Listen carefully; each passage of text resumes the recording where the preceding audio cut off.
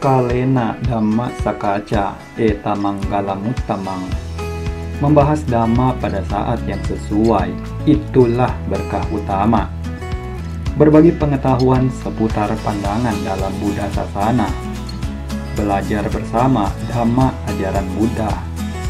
Perbincangan sehubungan dengan pelaksanaan praktek Dhamma. Inspirasi, motivasi, filosofi hingga jalan hidup. Kesemuanya akan kita bahas dan pelajari bersama dalam konten ini.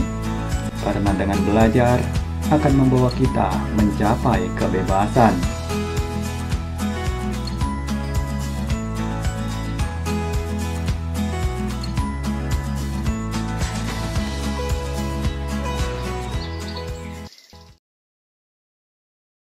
Ya, selamat sore. Hari ini kita buka Dhamma Sakaca yang ketiga. Nah, ini pertemuan ketiga tanggal 11 Mei 2024. Nah, bersama saya juga sudah ada Bante Rizky dan Bante Buntario. Pada hari ini akan membahas 3 syair Dhammapada yang diambil dari Pandita Wagga. Nanti akan saya bacakan untuk para Bante berikan pendapat. Kira-kira penjabarannya bagaimana? Ya, kita akan coba mulai dulu dari yang pertama. Jadi yang pertama itu bab 6 Pandita Wagga.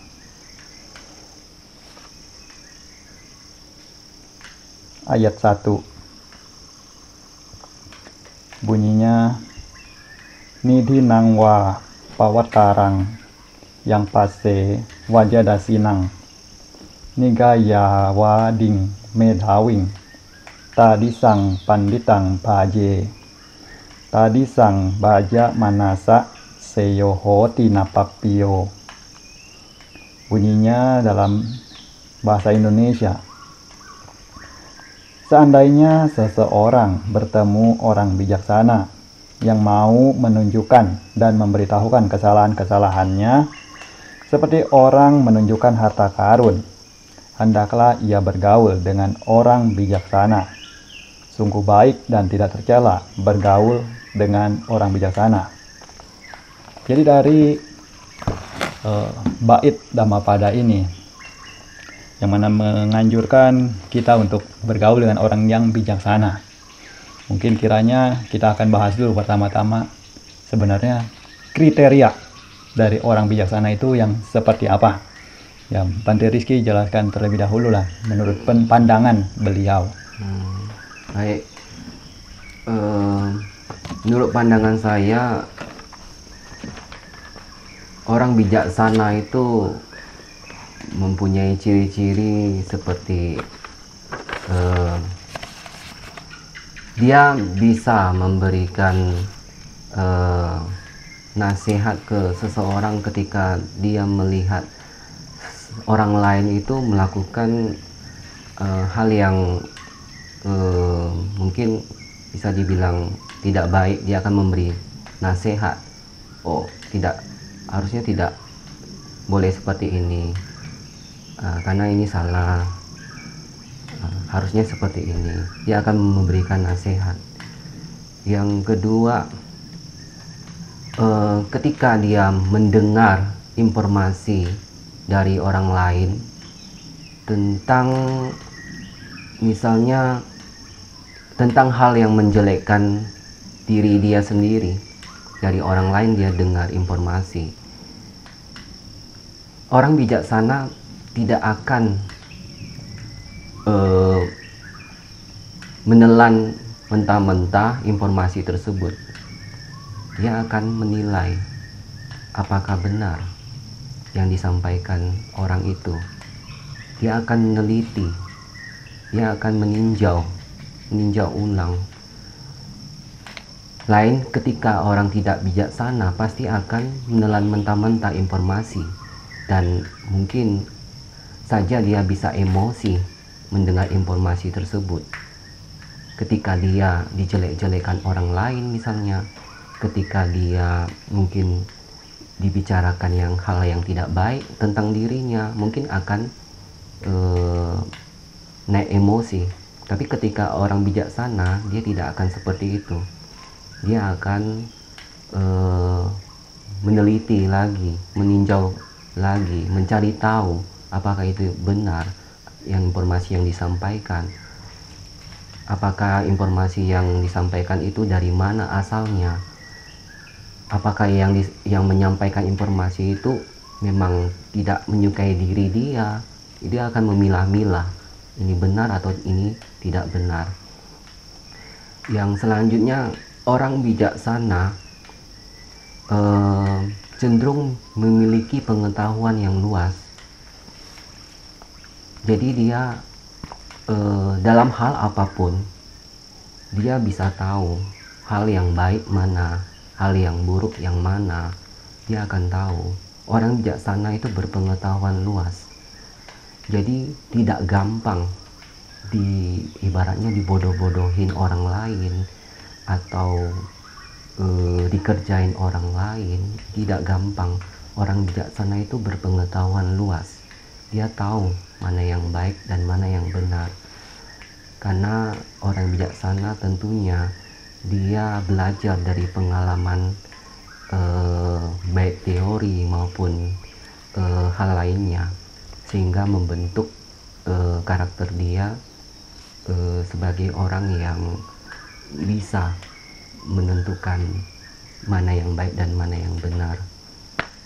Saya kira pandangan saya seperti itu.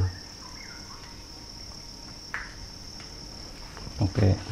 Pandangan dari Bante Rizky mengenai orang bijaksana itu kira-kira seperti 2 kriteria yang beliau sebutkan. Coba mungkin Bante Ibu ada tambahan, menurut pandangan beliau orang bijaksana itu yang seperti apa di mata beliau? Ya, silakan. Ya, sebenarnya Namo Buddhaya, Besata Bhavantu Sukhitata, semoga semua makhluk berbahagia. Saya Biku Pundario. Salam metta untuk teman-teman sedama. Malam ini kita membahas seandainya seseorang bertemu orang bijaksana yang mau menunjukkan dan memberitahukan kesalahan-kesalahannya seperti orang menunjukkan harta karun, hendaklah ia bergaul dengan orang bijaksana itu. Sungguh baik dan tidak tercela bergaul dengan orang bijaksana. Ya, Bante. Iya, betul. Jadi sini definisi orang bijaksana yang mungkin saya pernah berjumpa ini, karena sangat sulit untuk berjumpa orang bijaksana dan juga sulit untuk bertemu dengan untuk setiap harinya juga sulit, jadi agak langka ini. Namun begitu mereka punya ciri-ciri yang saya lihat itu dari tindak tanduknya, dari kehidupan sehari-harinya pun memang agak lain dari orang-orang seumumnya saya lihat itu. Dan hal ini juga sulit untuk kita berjumpa terus orang-orang begini itu, tidak bisa diulang-ulang kita untuk berjumpa itu. Karena mereka pun punya kehidupan yang memang lain dari orang-orang pada umumnya biasanya. Yang saya pernah jumpa, kalau tidak salah ya kurang lebih ya begitu. Dan dia pun memberi nasihat pun kadang hanya sekedar saja bisa membuat kita itu langsung terkejut seperti kena setrum gitu. Dan kadang-kadang dia juga melihat yang tidak pantas, dia akan banyak untuk mengkhotbahkan si dhamma yang sangat panjang itu dalam satu kumpulan itu lama dan waktunya sampai berjam-jam. Ya, itu yang saya jumpa, itu yang saya tidak bisa lupa, itu yang mereka punya ciri-ciri begitu itu. Dan ketika Anda bertemu dengan orang bijaksana itu dia sangat satu keuntungan bisa kita dapat seperti melatih diri, seperti untuk nambah wawasan dari agama juga. Dari segi itu juga bisa menambah ilmu kita itu. Ini untuk teman-teman yang berjumpa dengan orang-orang yang bijaksana berikutnya, itu janganlah kita sia-siakan kesempatan itu untuk terus belajar bersama dia, karena memang saya sering mengatakan bahwa waktu itu tidak pernah kembali untuk 2 kali, ketiga kali, apalagi umur kita semakin tua. Mungkin yang masih muda mungkin masih bisa berkesempatan itu, yang disia-siakan gitu. Mungkin kalau untuk yang umur yang sudah agak tua memang agak sulit untuk kita kembali ke waktu yang itu, ingin kembali lagi seperti jumpa lagi orang bijak itu. Ya mungkin dari paraminya banyak, dia akan berjumpa beberapa kali orang terus. Dan jangan disia-siakan lagi kalau terus lagi berjumpa itu. Jadi ikut orang bijaksana bisa banyak bikin manfaat, banyak hal-hal yang lebih baik, yang lebih bermanfaat bagi orang banyak ke depan, mungkin akan berguna bagi diri sendiri juga itu. Jadi sangat sulit, sangat langka untuk bertemu orang bijaksana. Jadi dari Pandita Wagga ini, itulah kita harus betul-betul serius dalam hidup ini. Ya, begitu saya sekian. Sebenarnya poinnya gini ya, pertama-tama bertemu dengan seorang yang bijaksana. Ya, seandainya seseorang bertemu dengan seorang yang bijaksana, yang menunjukkan kesalahannya, layaknya menunjukkan harta karun. Di sini kan dalam berkah utama Manggala Sutta, Sang Buddha sudah jelaskan. Ya. Pandita nanca sewana, bergaulah dengan orang-orang yang bijaksana. Lalu ada juga yang mengatakan bahwa sungguh sulit untuk bertemu dengan orang yang bijaksana. Dan sekarang untuk menilai, mengetahui apakah seseorang itu bijaksana, juga tentunya orang tersebut harus punya kriteria. Karena harus tahu kira-kira orang ini bijaksana tidak, orang ini bisa tidak diajak bergaul, orang ini kira-kira kalau dijadikan sebagai kawan dapat tidak membawa perkembangan bagi diri kita. Nah, inilah yang tolak ukur pertama, yang mana kita perlu garis bawahi. Orang bijaksana itu apa? Kan kalau misalnya orang bijaksana itu seperti apa, kriterianya seperti apa, kita tidak tahu, juga sulit untuk bagaimana mau bertemu dengan orang bijaksana lalu tahu kalau itu orang bijaksana. Benar. Nah, pertama kita harus tahu dulu kriterianya seperti apa. Nah, dan di sini sebenarnya untuk kriteria daripada orang bijaksana itu seperti apa, dimana Bante Rizky sebenarnya tadi sudah sempat menyinggung itu pada pembahasan yang keduanya itu. Yang mana orang bijaksana itu akan tahu, dapat mengetahui antara mana yang baik dan mana yang buruk. Ini sudah pasti dasarnya. Kalau orang tidak bisa mengetahui mana baik, mana buruk, maka untuk dapat dikatakan sebagai orang itu bijaksana tentunya tidak mungkin. Jadi ini syarat dasarnya ya yang perlu kita garis bawahi. Orang itu harus mengetahui. Dan bagaimana kita mengetahui orang itu mengetahui baik dengan buruk? Tentunya kita harus lihat dari seperti yang Bante Buntario jelaskan. Dari lihat perilakunya.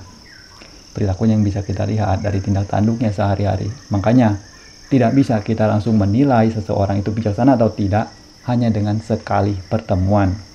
Bertemu sekali saja, ngobrol 1 jam, 2 jam bisa tahu orang itu bijaksana, itu belum tentu juga. Karena untuk mengetahui apakah seseorang itu memiliki kualitas kepribadian yang baik, memiliki karakter yang baik, serta memiliki kebijaksanaan yang mumpuni, juga tentulah harus memperhatikannya dalam waktu yang lama. Ya kan, sama Sang Buddha pun pernah mengatakan ketika beliau ditanyakan apakah pertapa-pertapa lainnya yang di luar dari aliran Buddha Sasana ini, mereka itu adalah orang-orang yang memiliki sila atau orang-orang yang sudah mencapai tingkat kesucian Arya. Nah, Sang Buddha juga tidak katakan apakah iya atau kan tidak, benar ataukah bukan. Beliau tidak katakan demikian. Tapi beliau katakan bagaimana? Beliau katakan untuk mengetahuinya harus tinggal bersamanya dalam waktu yang lama. Dan tinggal saja tidak cukup. Harus memperhatikannya juga. Nah, itu makanya semuanya ketika sudah tinggal lama diperhatikan juga. Nah, nanti akan terlihat sendiri. Nah, karena waktu itu akan menjadi pembuktinya, akan menjawabnya. Nah, seperti yang Lumpur itu pernah katakan, seringkali katakan, waktu akan membuktikan siapakah seseorang. Sementara jalan atau trek itu akan membuktikan seberapa kualitas seekor kuda di arena pacu. Nih, jadi dalam petikan kali ini, yang mana orang yang telah menunjukkan harta karun kepada kita, itu hendaknya kita mengikutinya. Sekarang pertanyaan, ketika kita itu diberitahukan oleh orang yang bijaksana, umumnya tentunya merasa bahwa ya, tidak senang hati, tidak enak hati, ya kan? Atau rasa malu. Nah, di sini ketika orang yang bijaksana tersebut menunjukkan ini tidak boleh, itu tidak boleh, atau harus begini, harus begitu, bukankah itu bagi sebagian orang akan merasa begitu terkekang? Nah, sementara di sini Sang Buddha menganjurkan untuk mengikutinya. Lalu menurut pandangan para Bante, ya, apakah layak kita untuk ikut demikian? Kira-kira dengan ikut demikian apa sih sebenarnya manfaat apa sajakah yang dapat kita dapat dari ikut bersama dengan orang bijaksana tersebut, dari terus digembleng, terus diomeli, terus dimarahi dan sebagainya oleh orang bijaksana. Nah, jadi coba kira-kira dengan kita mengikuti pesan Dhammapada ini, apa saja manfaat yang dapat kita peroleh? Ya, Bante Bun dulu. Manfaat dari penggemblengan dari mungkin guru yang bijak itu, kita bisa memetik manfaat seperti perilaku kita mungkin yang tadi buruk bisa lebih baik gitu, seperti ucapan juga mungkin akan lebih baik, seperti pikiran, hati juga akan lebih baik gitu, dinasehatin, seperti pengetahuan seperti Buddha Dhamma mungkin agak juga sedikit bertambah gitu. Ya, terus ya dari cara-cara kita kehidupan sehari-hari mungkin juga agak ada peningkatan, seperti sifat-sifat kita, perilaku kita juga agak akan berubah sedikit demi sedikit ke arah yang lebih baik dan benar gitu. Cuma sila molar juga lebih bagus gitu. Dan kalau terus diikuti mungkin akan lebih baik lagi dan lebih baik lagi gitu. Itu saja. Oke, Bante Rizky, tambahkan. Ya, mungkin bagi orang yang tidak bisa menerima dibilang begini, dibilang begitu, mungkin akan merasa kesal ya, akan merasa kesal kok saya terus-terus dibombardir dengan omelan, dengan instruksi harus begini, harus begitu. Bagi seseorang yang tidak bisa menerima kritikan atau omelan dari orang yang bijaksana, dia akan merugi sendiri. Karena kenapa? Orang bijaksana pasti akan mengarahkan kita ke arah yang baik. Dia tidak mungkin mengarahkan kita ke arah yang salah, ke arah jurang yang akan ibaratnya membuat kita rugi, membuat kita merasa dalam keadaan bahaya atau apapun ya, tidak ya. Justru orang bijaksana ingin mengarahkan kita ke arah yang baik, ke jalan yang benar. Tidak apa kita dibombardir dengan omelan atau kritikan dari mereka yang bijaksana. Kita harusnya mengikuti, karena ketika kita mengikuti, kita bisa menilai sendiri. Ketika setelah kita melakukan hal itu, kita bisa menilai sendiri, oh ternyata tujuan dari seseorang ini baik. Kalau seandainya saya tidak melakukan ini, mungkin saya tidak seperti ini. Kita bisa menganalisa sendiri ketika kita melakukan apa yang dianjurkan oleh orang bijaksana tersebut. Kita bisa menganalisa sendiri, ternyata benar ya, yang apa yang dia suruh itu ternyata benar.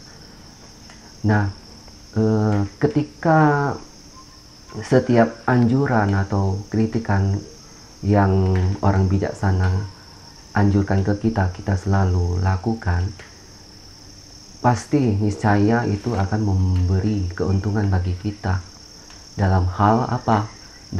Dalam hal perubahan sikap, perilaku. Itu pasti.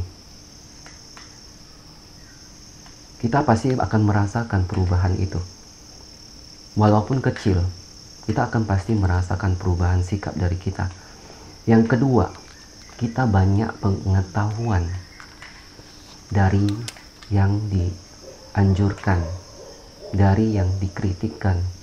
Kita banyak belajar. Dari kita banyak belajar, kita banyak pengetahuan yang kita dapat. Oh, ternyata dia mengajarkan saya kesabaran. Itu poin pertama. Oh, ternyata dia mengajarkan saya supaya tidak malas. Poin kedua. Oh, ternyata dia mengajarkan saya supaya bisa lebih teliti lagi. Dan banyak hal lainnya. Itu pengetahuan yang kita bisa dapat. Jadi, menurut Bante tidak ada ruginya mengikuti saran dari orang yang bijaksana. Karena kenapa? Orang bijaksana itu pasti dia menjalankan moralitas dengan baik. Dibandingkan orang yang tidak bijaksana, kita belum tahu apakah dia menjalankan moralitas dengan baik atau enggak, kita tidak tahu. Jadi lebih banyak untungnya kita mengikuti anjuran atau kritikan atau saran dari orang yang bijaksana. Kita mungkin lebih banyak untung daripada sebaliknya. Ya, menurut Bante seperti itu. Oke. Karena masih nyambung ya, ke yang kedua pun masih nyambung. Jadi nanti kita langsung ke yang kedua dulu. Kedua kan nanti. Yang ke satu juga pasti akan kenal lagi di sini. Yang kedua itu bunyinya masih dalam bab yang sama, Pandita Waga, ayat yang kedua. Owadeya nusaseya asaba ja niwaraye satani no satanhi so piyo hoti asatang hoti apiyo. Artinya, biarlah ia memberi nasihat, petunjuk, dan melarang apa yang tidak baik. Orang bijaksana akan dicintai oleh orang yang baik dan dijauhi oleh orang yang jahat. Pertanyaannya di sini yang mungkin bisa untuk kita bahas, bagaimana orang yang bijaksana itu ya, prosesnya dapat dicintai oleh orang yang baik. Lalu bagaimana prosesnya orang yang bijaksana itu akan dijauhi dengan sendirinya oleh orang yang jahat. Ya, coba dijelaskan. Ya, Bante Rizky dulu lah. Iya, prosesnya orang bijaksana itu akan disukai oleh orang-orang baik. Itu gimana prosesnya ya? Gini, ketika orang bijaksana, yang sebenarnya nyambung dari yang Bante jelaskan tadi, ketika orang bijaksana mengajari, menganjurkan, memberi nasihat kepada orang lain yang mungkin melakukan kesalahan, melakukan hal yang mungkin di luar dari hal yang tidak baik, maka orang ini akan menilai sendiri, menganalisa sendiri. Ketika hal itu dilakukan, ketika hal anjuran itu dilakukan oleh orang itu, dia akan merasakan keuntungan dari hal yang dia lakukan itu, dari anjuran orang bijaksana. Dia akan merasa beruntung, dia akan menganalisa, seandainya ketika orang bijaksana ini tidak memberi saya saran harus begini, saya mungkin tidak akan seperti ini. Saya mungkin akan jauh tenggelam ke arah yang tidak baik. Misalnya seperti itu. Diberi nasihat, jangan melakukan hal ini. Mungkin hal ini tidak baik. Ketika hal itu dilakukan, orang yang melakukan itu akan merasa beruntung. Benar ya, apa yang disarankan. Kalau saya seandainya tidak mengikuti saran beliau, mungkin saya tidak akan seperti ini. Mungkin saya akan ke arah yang tidak baik, ke lembah yang tidak baik, mungkin ke arah jurang yang membawa saya lebih ke arah yang terancam, yang berbahaya bagi hidupnya, ya. Dan proses ketika orang bijaksana itu dijauhi oleh orang yang jahat, itu kebalikan, ya. Karena kenapa? Tidak akan pas, tidak akan cocok ketika orang-orang yang tidak baik, yang kita katakan orang yang jahat, itu mengikuti anjuran dari orang yang bijaksana. Itu sangat berseberangan, tidak mungkin akan cocok. Otomatis pasti orang yang tidak baik ini tidak akan bisa melakukan atau mengikuti saran-saran dari orang yang bijaksana, karena berseberangan.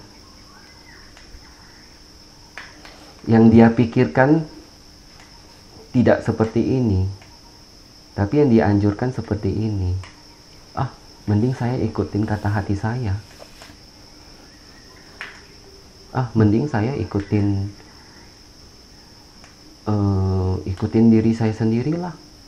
Mungkin seperti itu orang-orang yang tidak baik. Dia tidak akan mengikuti saran-saran orang yang bijaksana, karena dia menurut dia, ngapain saya mengikuti? Belum tentu itu baik buat saya, padahal baik buat diri dia. Tapi dia menilai itu hal yang tidak baik bagi diri dia. Nah, prosesnya seperti itu sih. Ketika orang baik, orang bijaksana memberikan saran kepada orang yang jahat, itu pasti akan ditolak mentah-mentah, dan otomatis orang bijaksana akan dijauhi orang-orang yang tidak baik atau dikatakan jahat lah, seperti itu.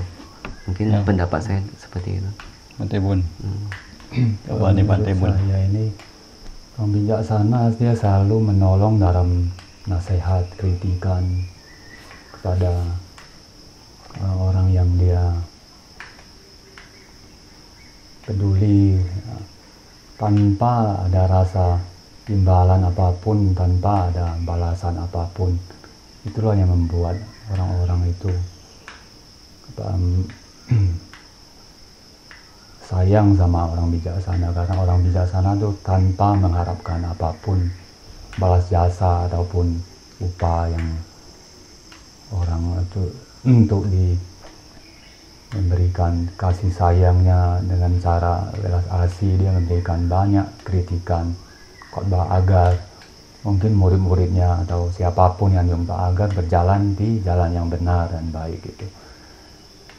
Mungkin yang bagi sebagian yang berhati jahat dia agak susah untuk menerima nasihatnya, kritikannya.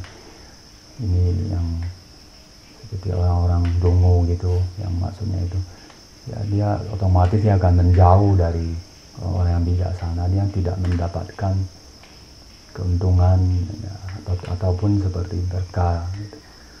Jadi orang-orang yang mau mendengar, yang mau bergaul, yang mau menuruti gitu, orang bijak yang akan mendapat manfaat gitu, bahwa oh si ini menasehati saya begini untuk kebaikan, untuk banyak manfaat yang saya lakukan, bisa saya lakukan walaupun terdengar atau kelihatannya menusuk di hati gitu, pedas gitu didengar itu. Itulah yang orang bijak ini agak sulit untuk dicari ini, yang dia tanpa mengharapkan apa belas kasihan, belas upah itu, balas jasa apapun, dan dia banyak mengorbankan seperti kasih sayang, cinta kasih kepada orang di dekatnya, kepada orang-orang yang dia jumpa, baik muridnya ataupun siapapun, pada orang umumnya. Itulah dedikasi orang yang bijak ini sangat didambakan siapapun yang mereka punya kecerdasan yang baik dan berbudi yang luhur itu. Terima kasih.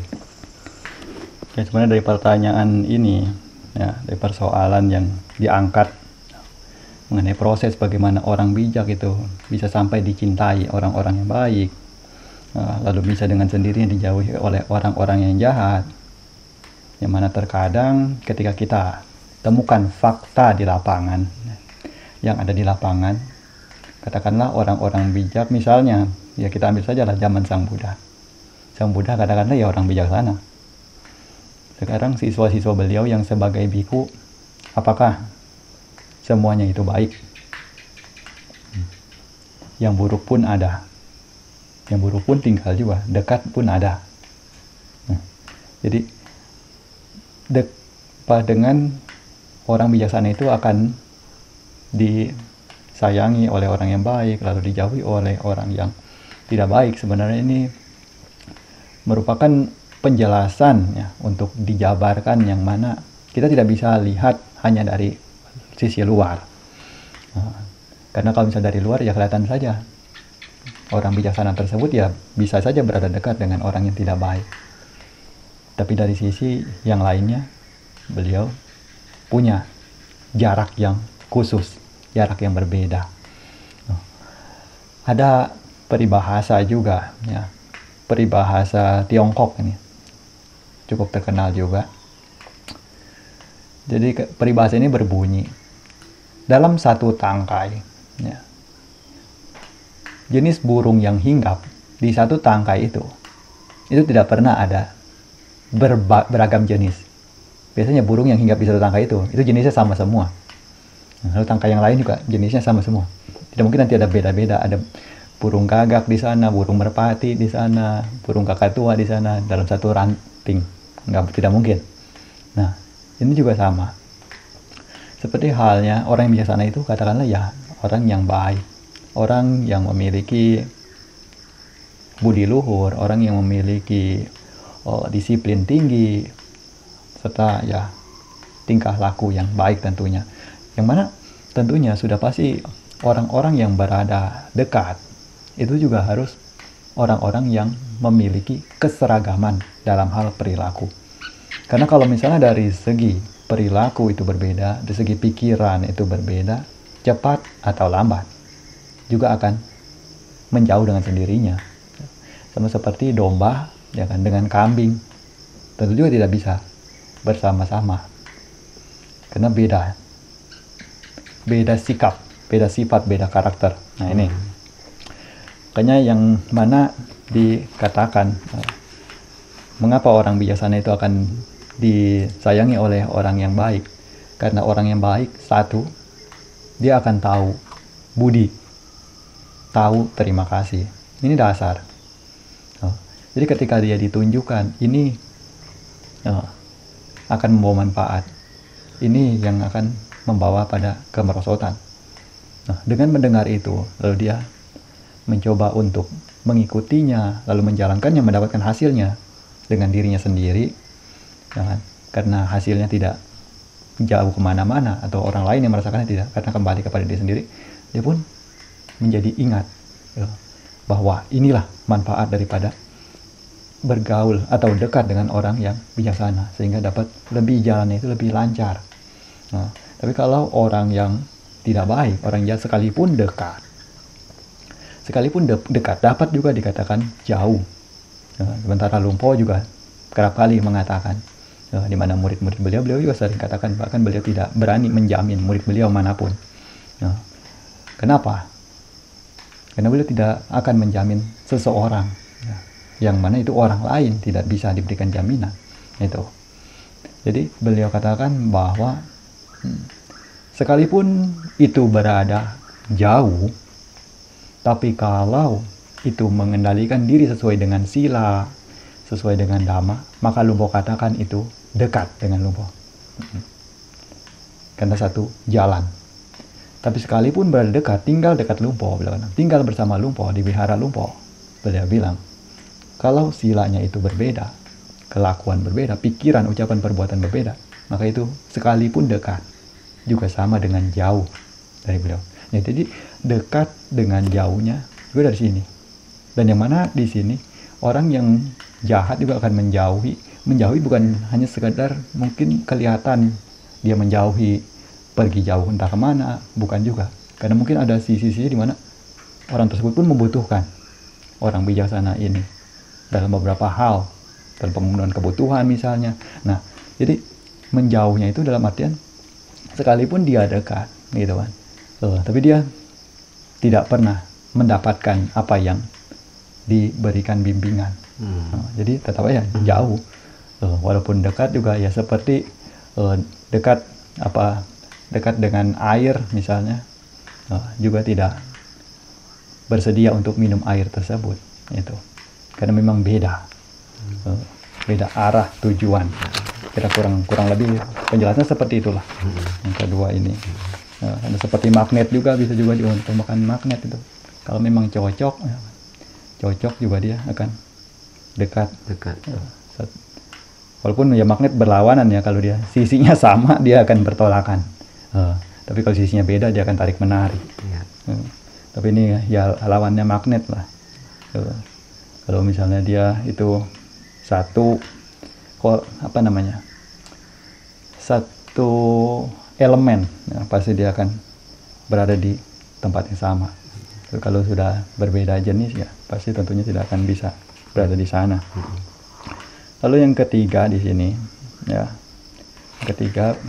ayat ketiga bunyinya, nak bhaje papake mite, nak bhaje purisa dhamme, bhaje tha mite kalyane, bhaje tha purisa tame.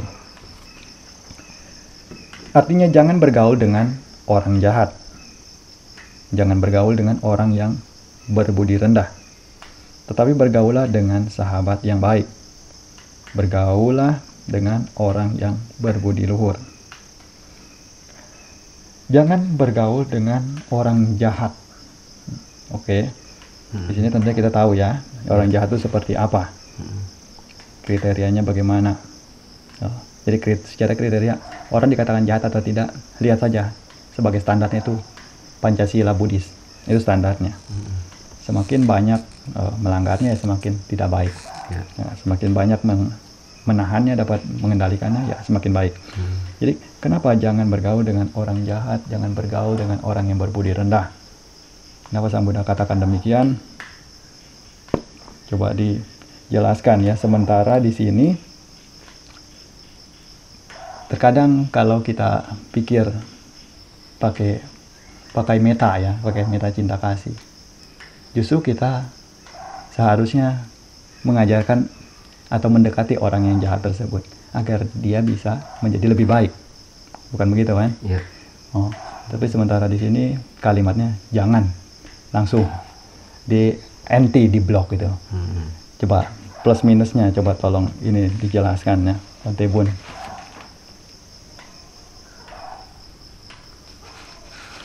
bergaul, jangan bergaul dengan orang berbudi rendah ini.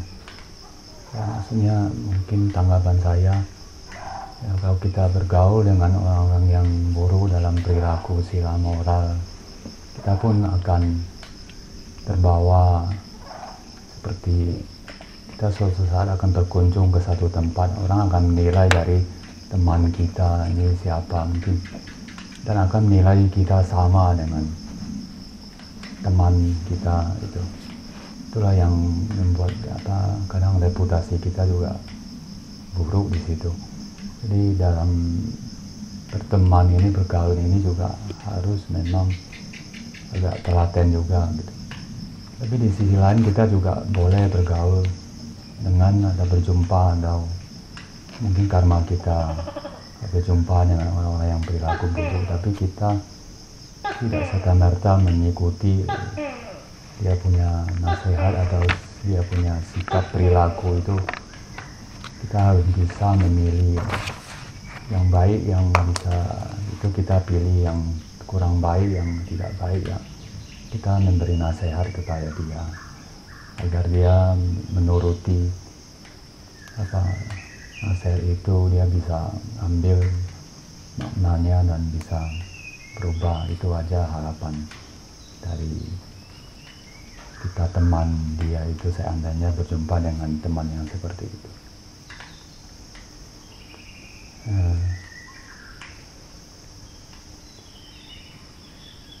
Oke. Bergaul dengan orang yang berbudi luhur itu. Memang nggak bergaul dengan orang yang berbudi luhur ini ya, di sini memang banyak manfaat ya bisa kita dapatkan. Seperti perjalanan hidup ini mungkin bisa ke arah yang lebih baik dan lebih benar, lebih bermanfaat kepada orang lain dan diri kita sendiri, dan juga kebahagiaan juga akan lebih meningkat, lebih baik gitu.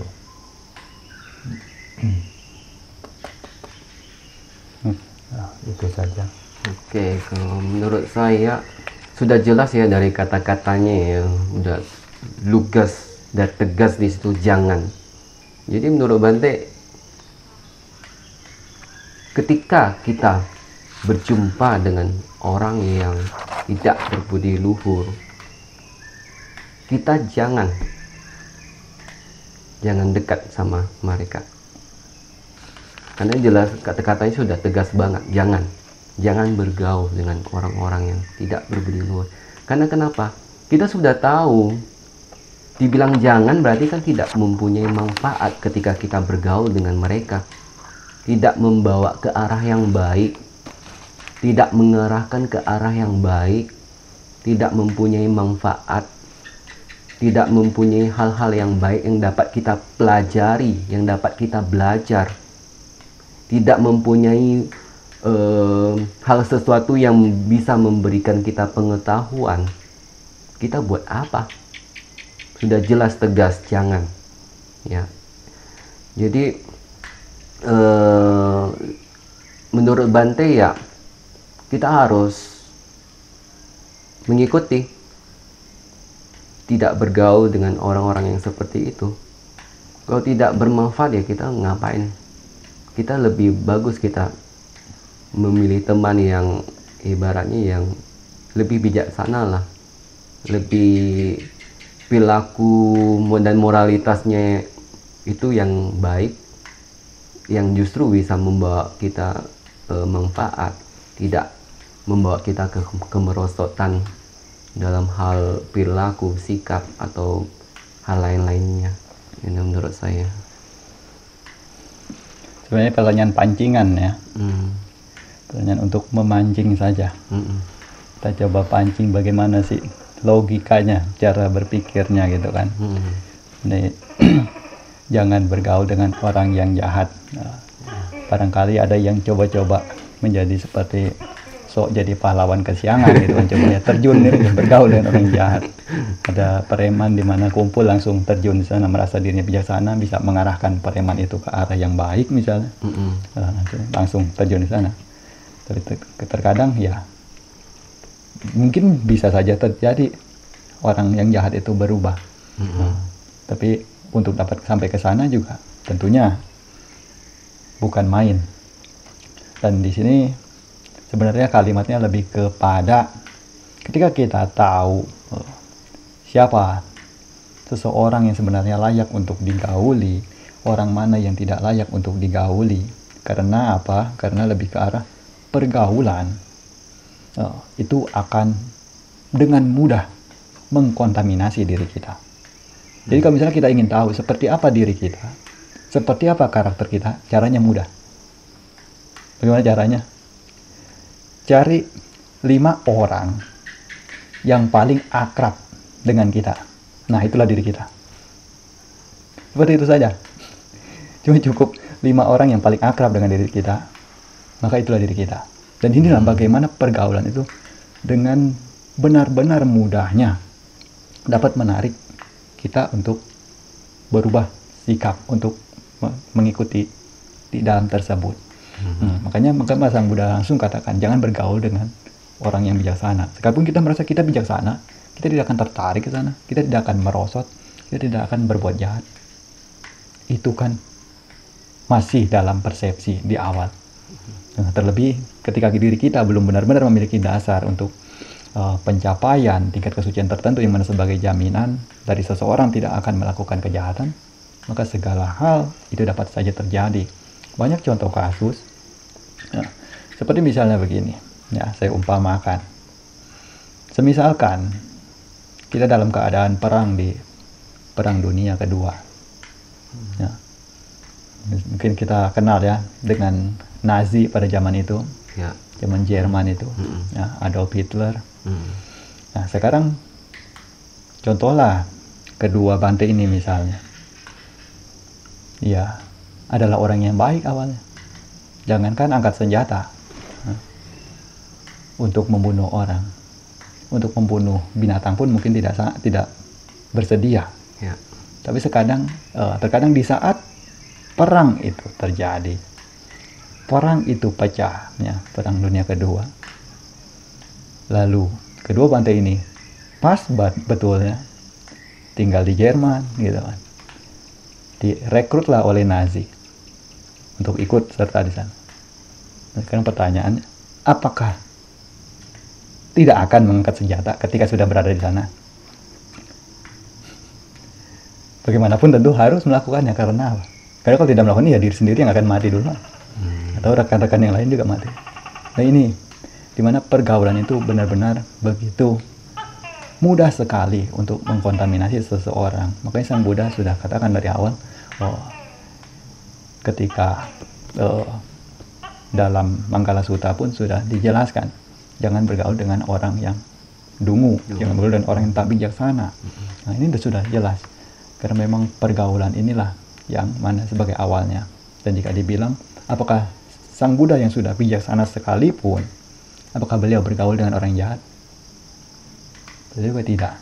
Beliau juga tidak bergaul, walaupun beliau bisa saja mungkin masuk ke tempat mana, tempat orang-orang yang berbudi luhur rendah, dapat mengajarkan mereka untuk memahami apa itu Dhamma, memahami apa itu kebenaran, apa itu yang akan membawa pada kebahagiaan. Tapi bukan berarti beliau bergaul di sana. Nah, jadi makanya pergaulan yang dimaksud di sini ya tentu berbeda. Nah, sekarang jika kita balikan lagi, ya, pertanyaannya ini akan jadi satu persoalan. Kita kembalikan. Kalau kita hanya inginnya bergaul dengan orang yang bijaksana saja, pertanyaannya adalah, ingat ya, pertanyaannya adalah, apakah kita dapat dinyatakan sebagai seorang yang egois atau hanya ingin mengambil keuntungan sendiri? Nah, coba. Ini pertanyaannya ya. Bante Rizky. Ketika dipertanyakan seperti itu,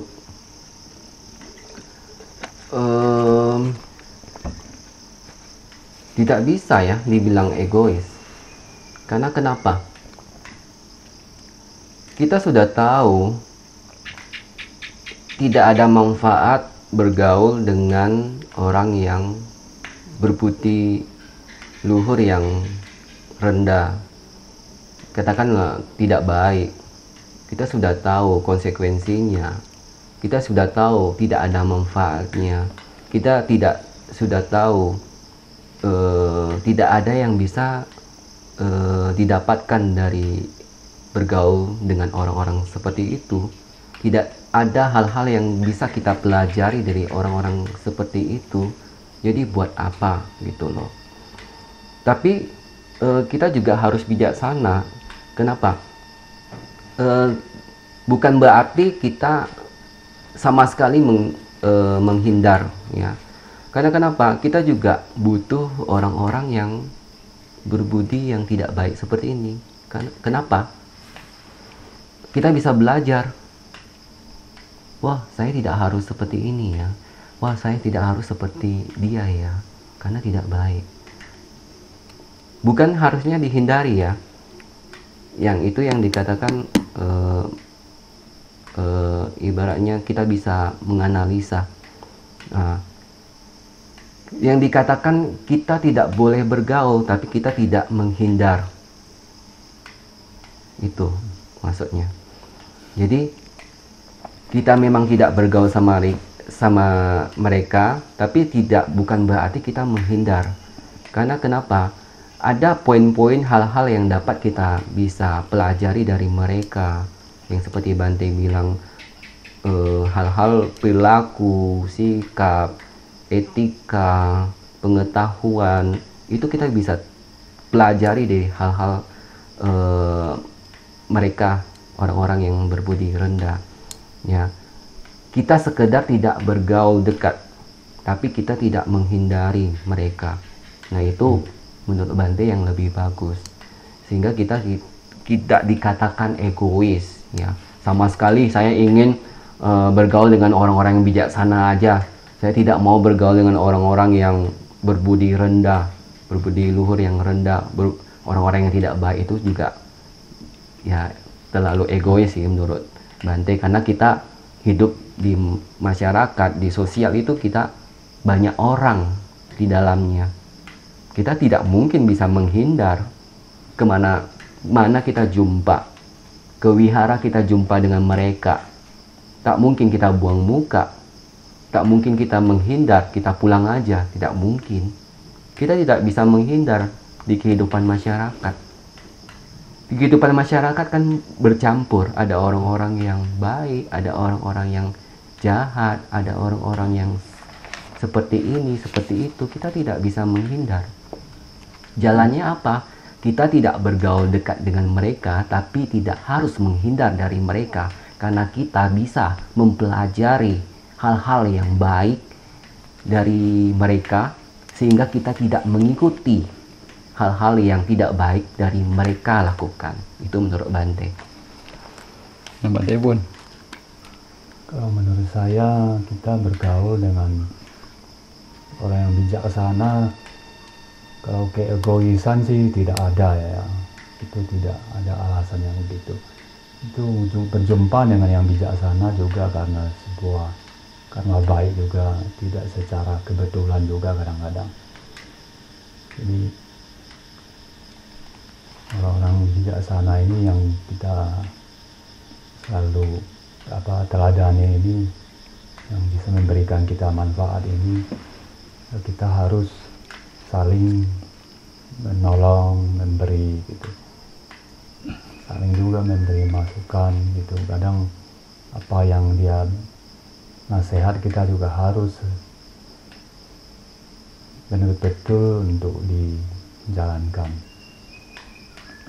Itu saja. Oke, benar dari penjelasan kedua Bante ini, dari poin ini kelihatan sekali ya. Kelihatan sekali berhati-hatinya. Kan ini bisa blunder deh, salah jawab ya. Dia ada siapa di belakangnya, dia lihat juga. Waduh, kalau jawab macam-macam kena pertanyaan jebakan. Itu udah gini, ketika misalnya kenapa pertanyaan ini saya tanyakan, karena ada juga ini dari kasus yang berbeda ya. Seperti misalnya yang Lungta Mahabo pernah katakan itu. Jadi ada biku itu mengatakan kan dia dengan dalih ingin tinggal meditasi di wihara ini gitu. Dia pergi ke sana, pergi ke sini. Pikirnya mungkin dia akan mencapai arahat di sana, pikirnya mungkin begitu. Nah, di sini dia dengan dalih bahwa kalau ingin mencapai nibbana, Lungta Mahabo itu pernah katakan kalau ingin mencapai kesucian itu bukanlah tanha. Ya. Itu Lungta pernah katakan. Ya. Keinginan untuk mencapai kesucian itu bukan tanha, tapi itu adalah magga. Nah, makanya biku ini merasa, oh dengan nanti meditasi di sana saya mungkin bisa mencapai kesucian. Oh, jadi dengan dalih itu. Dan ini makanya ya oke lah katakan demikian. Ya kalau menurut saya bisa saja kita pakai itu untuk sebagai pembenaran. Misalnya mungkin saya bisa saja berpikir saya ingin sekali ke Eropa.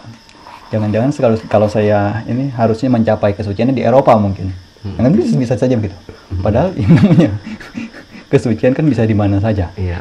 Dan itu cuma keinginan diri sendiri saja yang menggunakan dalih-dalih seperti ini. Yang mana memang Kruba Achan katakan itu benar. Keinginan yang mana didasari atas dasar untuk memperoleh dhamma itu bukanlah tanha, bukanlah nafsu. Tetapi ketika kita itu tarik dalam konteks yang berbeda, ya hasilnya juga salah. Dan ini juga sama seperti ini. Ketika terkadang tidak semua orang yang bergaul dengan orang biasa itu adalah orang baik. Orang yang masuk ke sana untuk bergaul dengan orang biasa, orang-orang yang berbudi rendah, orang-orang yang ingin memanfaatkan pun ada di dalam sana juga. Gitu. Memang ini sangat riskan ya untuk dibahas. Tetapi ini kiranya perlu ketika misalnya, kenapa tadi saya tanyakan, apakah dengan kita hanya memilih ingin bergaul dengan orang bijaksana saja, itu menunjukkan bahwa diri kita itu sebenarnya egois, ya kan? Sebenarnya hanya ingin untung sendiri saja, ya. Tidak bersedia untuk repot-repot. Nah, sebenarnya gini, bagaimana caranya agar kita tidak dapat dikategorikan demikian? Kalau kita hanya sekedar bergaul dengan orang bijaksana, ya, dekat dengan orang bijaksana, manis-manis di mulut dan sebagainya, kalau tidak ada unsur balasan yang sebanding, maka itu dapat dikategorikan yang mana? Inilah egois, hanya sekedar untuk manfaat sendiri saja. Tetapi makanya kenapa harus ada balasan yang setimpal? Nah, kita bergaul dengan beliau, bagaimana caranya agar kita tidak dapat dikatakan sebagai orang yang hanya melihat sisi manfaat buat diri sendiri saja? Itu satu, ya dengan sifat tahu, berterima kasih, lalu mendengarkan apa yang beliau ajarkan, apa yang beliau tunjukkan, serta mungkin bisa ya melakukan berbagai macam tindak puja. Nah, seperti yang Sang Buddha katakan kan ada amisa puja, ada patipada puja, pati puja. Itu kan seperti kita laksanakan pada saat hari Waisak, hari Magga Puja itu kan. Inilah puja seperti ini, inilah bentuk dari bagaimana diri kita itu bergaul dengan orang bijaksana, bukan hanya sekedar mencari manfaat saja, tetapi ada sisi yang lain di mana kita membalas itu semua. Di sinilah orang-orang yang baik demikian akan seperti itu. Nah, lalu sekarang pertanyaannya, karena misalnya orang yang tidak baik itu lebih baik jangan digauli, ya kan? Menurut kedua Bante, ya, kira-kira apakah yang harus kita lakukan untuk mengatasi orang yang jahat tersebut? Apabila orang jahat tersebut ingin masuk ke dalam lingkungan yang ada di dalam lingkup kita berada. Oke, Bante Bun. Gimana tadi, Bante? Bagaimana jika ada orang jahat, ya, orang tidak baik, orang yang berbudi rendah, tahu ya? Oke. Orang jahat yang ingin masuk ke dalam komunitas kita lah, katakan komunitas lah, atau komunitas sangga atau segala macam, ya kan? Bagaimana cara kita menyikapinya? Sementara di sini kita diajarkan untuk jangan bergaul. Tetapi kalau misalnya lihat atas dasar meta karuna juga, bagaimana? Tidak layak rasanya kalau misalnya langsung memblok atau anti, tidak memberikan kesempatan sama sekali. Nah, jadi apakah langkah yang bisa kita lakukan atau cara atau alternatif lah menurut Bante Bun memperlakukan dalam kasus tersebut? Ya mungkin dia bisa diberi kesempatan dengan seperti masa percobaan atau apa gitu dalam lingkungan itu beberapa 1 bulan atau 2 bulan gitu. Bagaimana dia bisa mengikuti hal-hal yang baik, bisa berkembang di dalam dirinya kalau jika dia diberi kesempatan gitu. Menurut metta atau karuna gitu. Tapi kalau jika hal yang terlalu buruk itu terus menerus gitu, mungkin di dalam dirinya tidak ada perkembangan, mungkin itu bisa di blok atau dibuang saja itu, seperti itu, difungsen, nggak bisa diikut sertakan dalam itu, karena akan menjadi sebuah hal yang jadi kacau nanti bagi dalam perkumpulan itu. Ya, itu saja mungkin. Ya. Menurut saya ya sama mungkin dengan pendapat Bante Bun ya. Ketika seseorang yang ingin masuk ke komunitas, katakan kita komunitas ya, komunitas yang orang-orang yang berkumpul di sana baik semua. Ya. Ketika orang tersebut yang dulunya tidak baik, berbudi rendah, ingin masuk ke komunitas itu, ya pasti kita akan menerima. Karena kenapa? Tidak ada kemungkinan kecil seseorang itu yang ingin merubah hidupnya dengan jalan masuk ke komunitas orang-orang yang bijaksana, ke orang-orang yang baik. Itu ada keinginan untuk merubah diri dia, dan kita harus memberi kesempatan kepada siapapun. Kita tidak bisa menilai ibaratnya kehidupan masa lalu dia, yang misalnya dulunya dia perampok, dulunya dia tukang mabuk-mabukan, dulunya dia tukang pukul orang, sehingga kita tolak mentah-mentah, memblok dia. Ini orang mau berubah hidupnya loh, kita blok. Kita tidak bisa seperti itu. Kita harus berpikir bijaksana. Kita harus beri kesempatan kepada beliau untuk merubah hidupnya. Tapi ada tapinya. Ketika dia masuk ke komunitas ini dan kita menilai tidak ada hal satupun yang berubah dalam diri dia, kita mungkin bisa akan ya secara kasar ibaratnya menasihati dulu lah ya, menasihati dulu. Ketika juga tidak bisa menerima, ya mungkin bisa akan dikeluarkan dari komunitas itu. Karena ya gimana ya,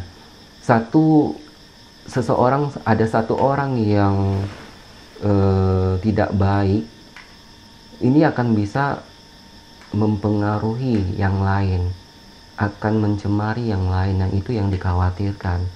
Dan ketika ada simbol bahaya dari hal tersebut, mungkin ya komunitas tersebut harus mengambil tindakan, karena apa yang dinasihatkan mungkin tidak didengar atau dituruti, dan kita melihat dia tidak ada merubah diri dia, ya komunitas harus mengeluarkan dia. Itu menurut Bante. Sebenarnya sama saja berarti. Iya, kurang lebih sama. Dari dua pandangan ini sama saja. Iya. memang ada hal yang mana kedua jawaban yang diberikan kedua Bante di sini itu sejalan dengan yang Sang Buddha itu telah tetapkan. Di sini saya tidak ingin mungkin membedakan pendapat atau mencari pendapat lain, cuman sekedar kurang lebih menyimpulkan dari yang mana langkah-langkah ini dalam Buddha Sasana pun telah diterapkan oleh Sang Buddha. Salah satu yang tadi Bante Bun nyatakan pertama kali itu dengan melakukan katakanlah rehabilitasi atau penyaringan terlebih dahulu, pengujian diri terlebih dahulu. Ini sama seperti di mana Sang Buddha menetapkan aturan bagi seorang pertapa di luar sasana, di luar Buddha Sasana, pertapa lain, atau katakanlah orang agama lain, pemuka agama lain yang ingin masuk ke dalam Buddha Sasana menjadi seorang biku, itu harus menjalankan pariwasa, bahasa Buddhisnya itu pariwasa, titiya pariwasa, untuk mengubah pandangan awalnya itu dengan kepercayaan yang pertama. Dan itu Sang Buddha tetapkan 4 bulan. Jadi setelah 4 bulan pengujian itu selesai, para biku sangga melihat kesiapan, barulah dapat untuk diangkat statusnya sebagai seorang samanera, lalu sebagai biku di dalam Buddha Sasana. Nah ini, lalu kemudian setelah tidak dapat mengikuti lebih lanjut atau tidak ada perubahan diri, tidak dapat melakukan apa yang dalam komunitas itu harus lakukan, ya Bante pun katakan, ya dikeluarkan, itu kan, atau tidak perlu terima dalam komunitas tersebut. Di sini ada hal menarik, di mana dalam Buddha Sasana kita ada kasus yang seperti ini modelnya. Ya. Ini terjadi ketika Sang Buddha menjelang parinibbana. Walaupun biku yang katakanlah keras kepala, egois, atau sombong, merasa besar kepala, dan sebagainya, ini sudah memiliki sikap demikian sedari jauh-jauh sebelum Sang Buddha mau parinibbana.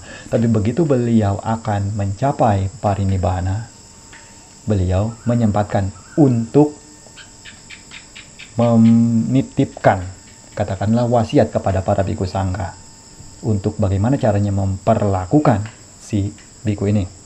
Ya katakan saja lah namanya, biku ini adalah biku Cana. Nah, jadi cara Sang Buddha di sana yang beliau anjurkan kepada para biku itu adalah dengan cara melakukan Brahmadanta. Ini hukuman agar para biku sangga lainnya tidak perlu menegur, berbicara, berkontak maupun berkomunikasi. Bagaimanapun biku Cana akan bersikap, akan berbicara, akan bertindak, akan berpikir, biarlah dia melakukannya sebagaimana maunya sendiri. Tidak perlu biku sangga untuk menegurnya. Ini merupakan hukuman yang paling kejam, yang paling fatal, paling besar di dalam budaya para Arya. Jadi misalnya, kalau misalnya tanya, bentuk hukuman seperti apa yang paling fatal, yang paling tingkatnya itu paling tinggi di dalam kebudayaan para Arya ini, itu adalah pengasingan itu. Biku tersebut tidak lagi dipedulikan. Mau jungkir balik, mau bagaimana, ya terserah. Tidak ada yang akan mempedulikannya. Tidak akan ada yang mau bergaul, tidak akan mengajak untuk berbicara dan lain sebagainya. Ini. Nah, jadi ketika melihat ke sini, ya ini dari jawaban beliau pun, ya memang arahnya ke sini. Jadi memang cara seorang yang bijaksana itu menyikapi masalah, kita tidak bisa melakukan seperti yang dilakukan di luaran. Misal ya dengan memberikan hukuman dengan menggunakan tindak kekerasan, dengan memukul berapa kali misalnya, dengan menjemurnya misalnya, dan lain sebagainya juga tidak bisa.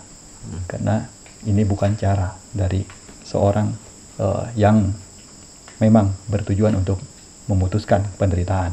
Tapi arahnya ini lebih ke arah ya membiarkan, biar dia tahu sendiri, biar yang bersangkutan tersebut mengerti dan memahami sendiri. Karena ketika sampai pada titiknya, dimana akan tahu dengan sendirinya. Karena terkadang ketika kita itu diberitahukan ini dan itu, kita tidak bisa dapat. Tapi kapan kita ketemu saat dimana tidak ada yang memberitahukan, dan saat itulah kita belajar benar-benar diri kita sendiri yang belajar dari apa yang diri sendiri itu telah lewati, telah jalani. Nah, jadi untuk malam ini sebenarnya apa yang kita bahas di sini boleh dibilang ya banyak berputar-putar ke sana kemari. Bijaksana, padahal sederhana, hanya sekedar ya bijaksana itu seperti apa, ya, bagaimana caranya membedakan orang bijaksana dengan orang yang tidak bijaksana, lalu bergaul dengan orang yang bijaksana, mengapa kita harus bergaul dengan beliau, mengapa kita harus menjauhi orang yang jahat, gitu. Nah, tapi karena penjelasan ya kita jadi jelasin ke sana kemari ya, sana kemari entah kemana. Makanya ini agar dapat titiknya, dapat poinnya, kita simpulkan ya. Kita kasih kesimpulan, berikan masing-masing Bante itu berikan kesimpulan kira-kira dari garis besar yang kita bicarakan ini, kita diskusikan ini apa sih yang mana kiranya dapat dijadikan sebagai manfaat yang langsung mengena, langsung pas itu, to the point. Ya, Bante Bun dulu. Gimana Bante poinnya? Ya, poin. Nah, kan. Ini kan kita udah bahas banyak nih. Ya. Nah, dari pembahasan kita banyak. Ada tiga ini nih. Simpulannya. Kira-kira disimpulkan mana yang bermanfaat. Ya, kalau bergaul itu ibaratnya ada, mungkin sering dengar ya teman-teman. Seperti bahasa lembar kertas yang pernah membungkus ikan asin itu dia akan bau tidak enak itu. Jadi kertas yang disemprot itu minyak wangi mungkin akan terasa disukai banyak orang yang begitu. Kesimpulannya itu. Dan satu hal juga yang penting itu kita bisa menolong orang yang dari tadi sifatnya jahat, ya, dia berubah menjadi baik, itu akan sangat banyak itu kebajikannya. Jadi orang-orang baik itu bisa banyak bertambah sedikit-sedikit gitu. Memang agak sulit untuk merubah orang yang berperilaku berbudi rendah itu untuk menjadi baik, memang suatu masalah yang rumit gitu. Itu saja. Ya, kalau kesimpulan dari saya ya, pertama kita harus tahu mana orang yang bijaksana, mana orang yang sebaliknya. Itu poin pertama. Yang kedua, kita harus tahu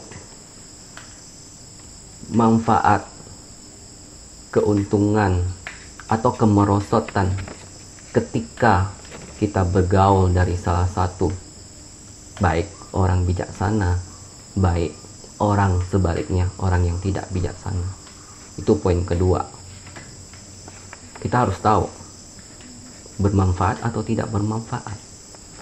Yang hal ini bisa membuat saya kemerosotan atau sebaliknya. Hal yang saya lakukan ini akan mengarahkan saya ke arah yang baik atau tidak. Yang ketiga, setelah kita tahu orang bijaksana, orang yang sebaliknya. Yang kedua, kita tahu manfaat atau tidak bermanfaat, merosot atau tidak merosot. Yang ketiga, kita bisa merasakan sendiri perubahan sikap kita ketika kita bergaul dengan orang bijaksana ataupun sebaliknya. Kita bisa merasakan dari perubahan sikap kita. Itu sudah otomatis. Nah, jadi kesimpulan Bante cuma 3 itu aja. Oke, dari kesimpulan para Bante Bun katakan seperti apa, pembungkus kertas pembungkus ikan asin. Saya nggak tahu ya, ini baru saya dengar peribahasa ini, karena dulu saya hanya dengar kalau berteman dengan penjual topo, nah kita akan ikut bau. Kalau berteman dengan penjual parfum, kita akan ikut wangi, depannya. Nggak tahu kenapa Bante Bun bisa ke kertas pembungkus ikan asin. Kita mengingatkan dengan profesi yang lalu.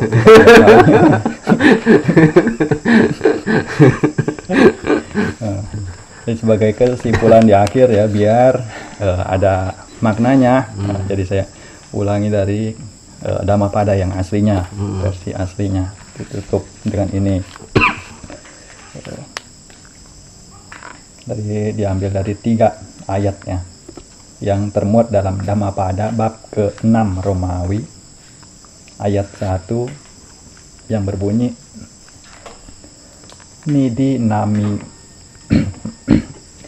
ya, bunyinya saat ayat pertama, Nidi nangwa pawattarang yang pase wajadasinang nigaya wading medhawing tadisang panditang bhaje tadisang bhaja manasa seyo hoti napapio. Seandainya seseorang bertemu orang bijaksana yang mau menunjukkan dan memberitahukan kesalahan-kesalahannya, seperti orang yang menunjukkan harta karun, hendaklah ia bergaul dengan orang bijaksana itu. Sungguh baik dan tidak tercela bergaul dengan orang yang bijaksana. Oke, yang kedua,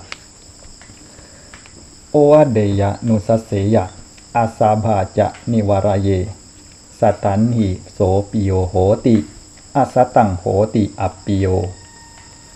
Biarlah ia memberi nasihat, petunjuk, dan melarang apa yang tidak baik.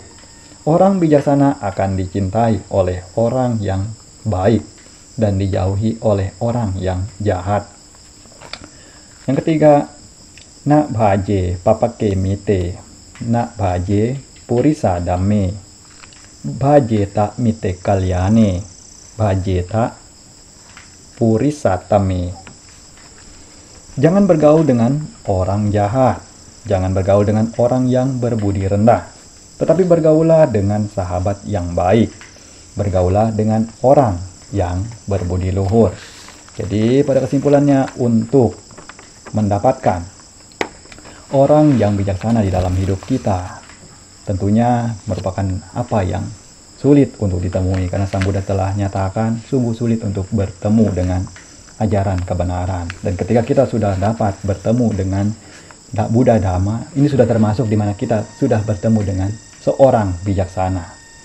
Itulah yang semestinya kita ikuti, kita jalani, dan kita laksanakan. Kemudian dengan kita menjadi orang bijaksana karena mengikuti jalan orang bijaksana tersebut, kita pun akan menjadi seorang yang tidak perlu takut dan khawatir kemanapun kita berada. Tidak perlu khawatir dengan orang-orang jahat yang akan mencelakai, yang akan mengambil keuntungan dan lain sebagainya. Karena dengan sendirinya Sang Buddha telah menyatakan bahwa orang-orang yang jahat akan menjauhi orang-orang yang bijaksana. Makanya di sini sebagai kesimpulan bahwa semuanya tergantung dari bagaimana diri kita itu membawa diri. Ketika kita dapat menemukan kebijaksanaan di dalam diri kita, kita ikut kebijaksanaan itu, dan kita akan menjadi seorang yang bijaksana itu, maka itulah sesungguhnya merupakan berkah yang paling berharga. Dan untuk mengarahkan kita mencapai tujuan tertinggi yang mungkin untuk malam hari ini, ya, semoga apa yang disampaikan ini, yang berbelok ke sana ke sini, yang campur aduk entah rasanya seperti apa, seperti es campur, juga dapat diambil kesimpulan, dapat dimaklumi. Sekali lagi ini hanya sekedar untuk kita saling belajar, saling mengasah kemampuan, serta saling untuk mencoba berani mengemukakan pendapat. Karena dalam masa kaca ini adalah forum. Semoga es campurnya lain kali lebih enak gitu. Makanya ini adalah forum untuk sama-sama belajar, untuk sama-sama berkembang. Jadi tidak bisa kita katakan baik, buruk, atau kasih nilai 70-80 juga tidak bisa. Nah, setidaknya sudah berani mencoba, berani berbicara, berani mengemukakan pendapat. Itu adalah apa yang dapat untuk diacungi jempol. Nah, untuk malam hari ini semoga semuanya berbahagia, semoga kita semakin lebih bersemangat dan maju lagi di dalam Buddha Dhamma. Semua materi yang diperbincangkan bukanlah untuk ditelan mentah-mentah. Semuanya masih memerlukan proses penganalisaan lebih lanjut berdasarkan hukum kebenaran. Karena kami membahasnya berdasarkan pengetahuan, sudut pandang, serta opini yang dimiliki. Dan tujuan terselubung yang sebenarnya terdapat di sini adalah untuk bersama-sama memacu ketertarikan para Buddha Mamaka dalam mempelajari Dhamma, serta saling mengasah kebijaksanaan. Semoga kita semakin menambah wawasan dan bertambah maju di jalan Dhamma. Susang labate panjang. Bersungguh-sungguh mendengarkan dengan baik akan memperoleh kebijaksanaan.